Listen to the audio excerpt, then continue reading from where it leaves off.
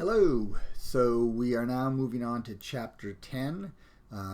Chapters 10 through 13, we're not going to be doing 13, deal with heroes and heroines, which, to be honest, is sort of what really got me into mythology in the beginning. I like the stories of the heroes.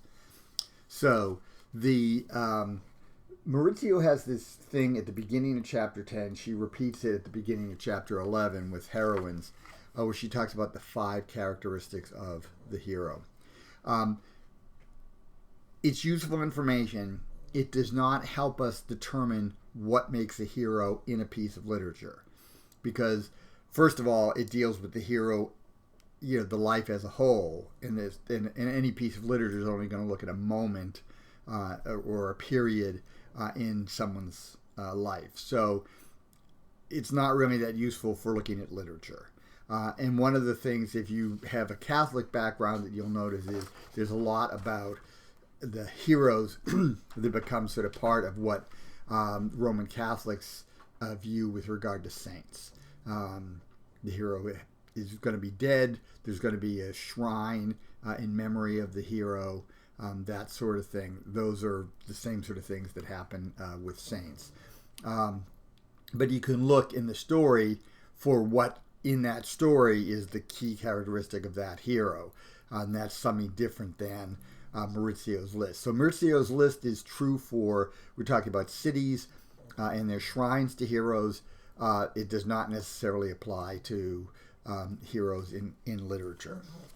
The 4 heroes that are briefly discussed in chapter 10 are Heracles, of course, the most famous of the Greek heroes, also known by his Roman name Hercules. Theseus, the king of Athens hero, who I maintain is a manufactured hero, that prior to Athens becoming a democracy and then becoming more of a world power, Theseus may have been there, but he was a minor figure, but the Athenians sort of built him up to be almost like Hercules. Oedipus and Achilles. And Oedipus, some people might say, well, is he really a hero?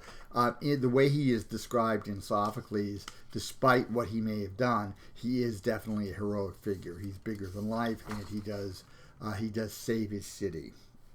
Now, heroes do not necessarily have to do good things for their community.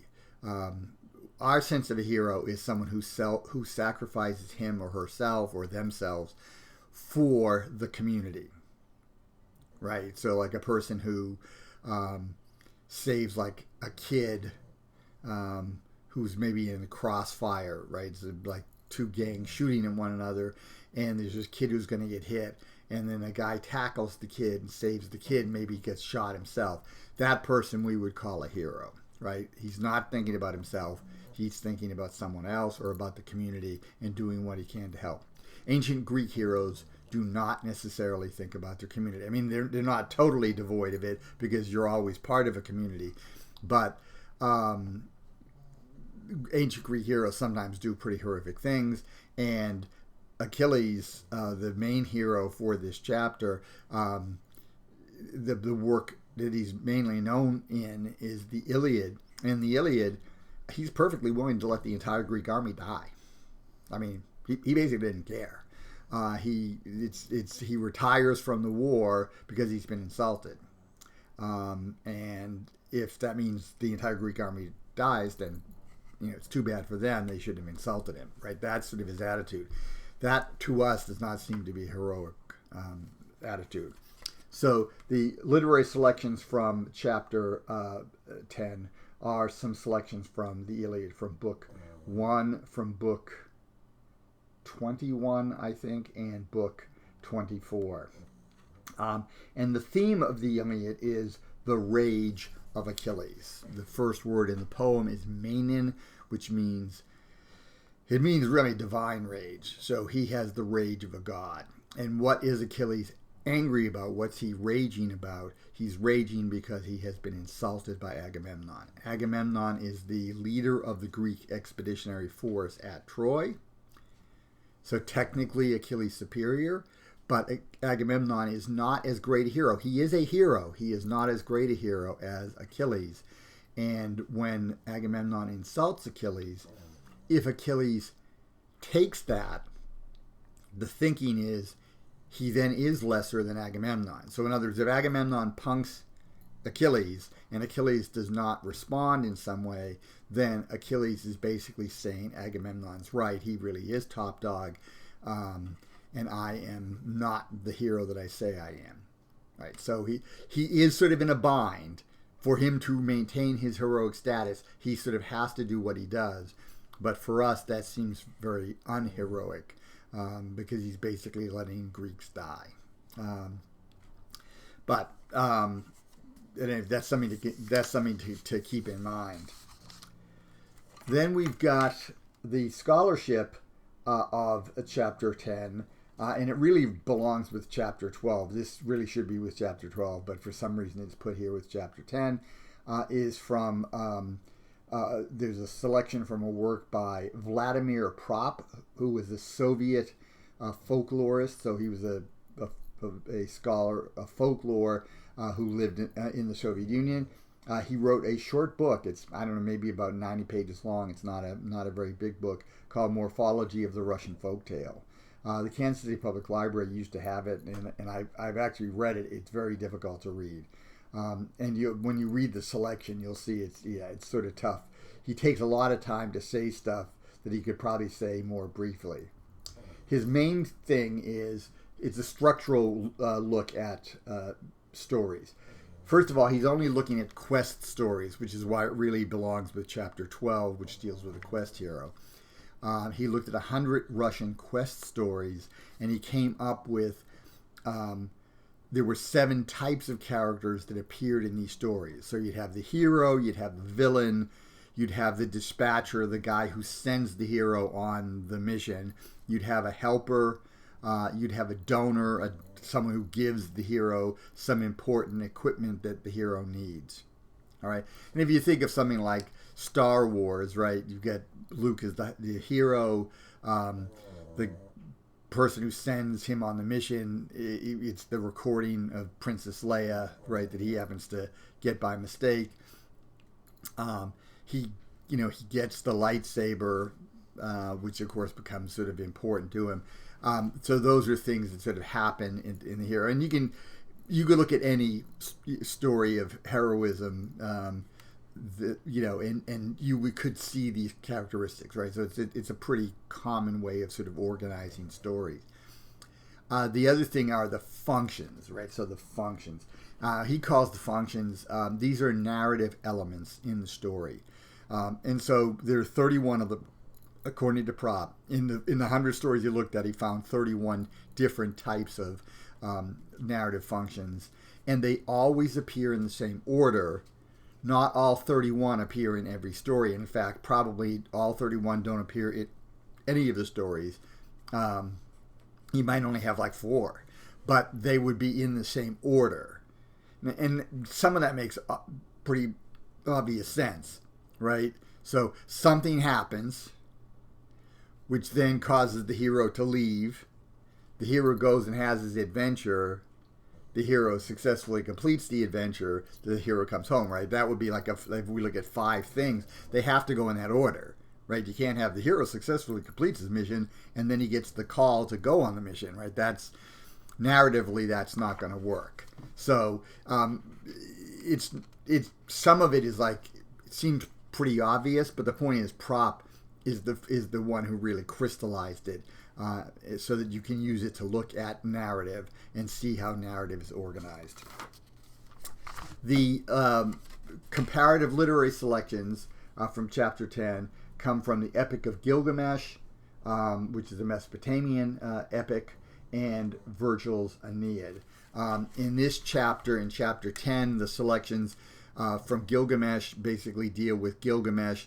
When we first meet Gilgamesh, he's the king of Uruk, and he's a great king in the sense of like he has great power and so forth, but he's really a rotten person. And then the gods create someone who originally is supposed to be his enemy, but becomes his friend, a guy named Enkidu.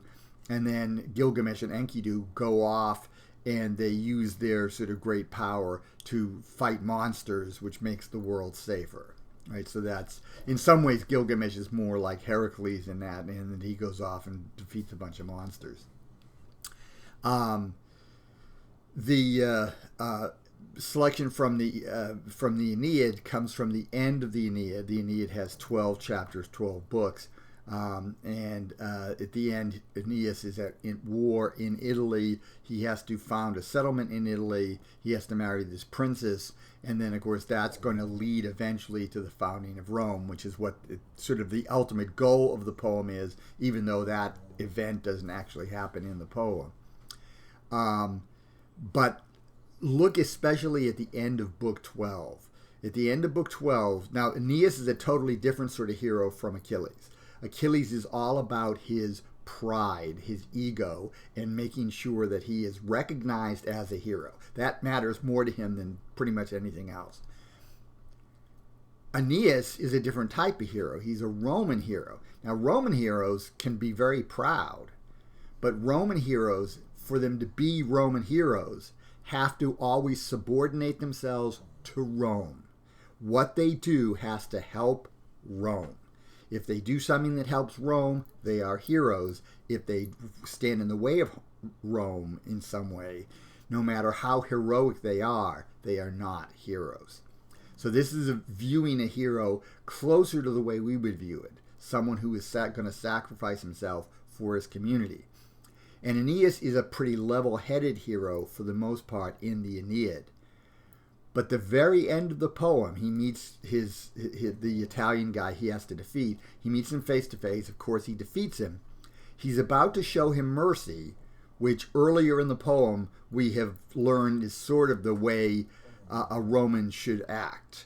Once you've defeated the enemy, you're supposed to show mercy, right? It's not supposed to be about like bloodlust.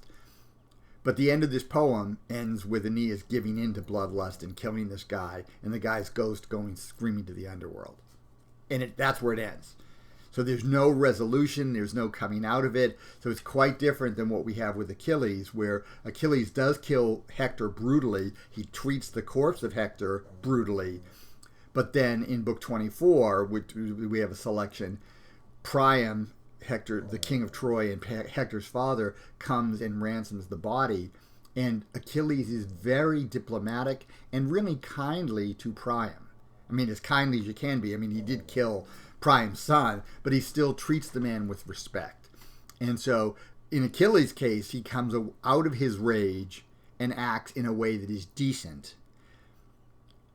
And Aeneas is decent throughout the entire poem, right? He's always trying to do the right thing, but then at the last moment, he gives into this personal vendetta feeling, which seems to almost undercut the whole theme of the Aeneid.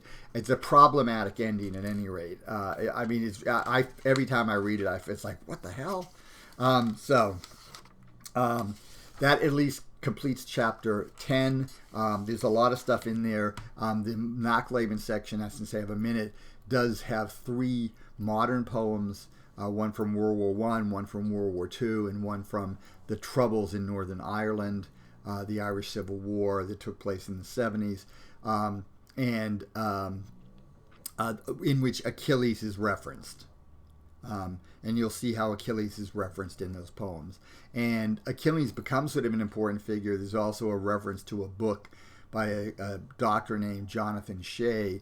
Jonathan Shea wrote a book called Achilles in Vietnam, and it's about his time as a psychiatrist running a focus group of Vietnam vets where they discuss their experience, but they also read the Iliad, and they use the Iliad as a focus for their discussion of the Vietnam War, and they can see exactly like how Vietnam is different than the Trojan War and so forth.